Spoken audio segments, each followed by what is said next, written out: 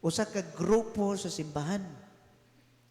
Nagplano sila nga dunay dako kaayo ang project nga kinahanglan maka-generate sila income. So nagsabot sila nga unsa may atong buhaton ani?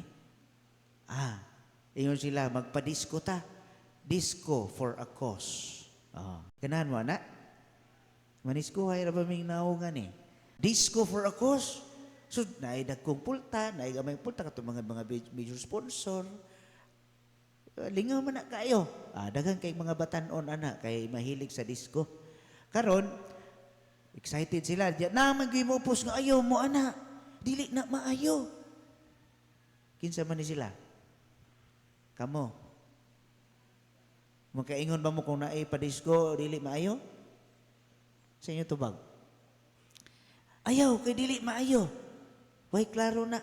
Pero naapoy uban nga ayo okay ra jud ng disco. Kay mas daghan man ang disco, di ba?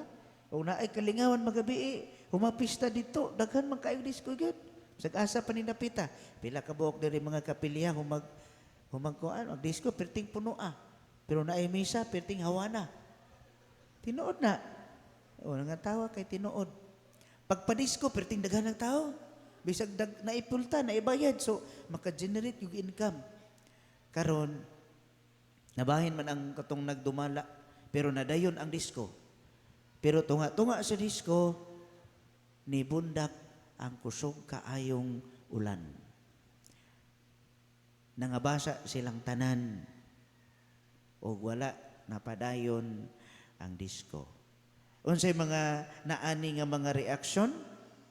Na iniingon, gaba, mayra, iingnan bitaw, ang Ginoo na suko.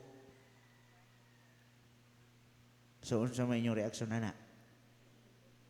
Nasuko, tinuod ang Ginoo,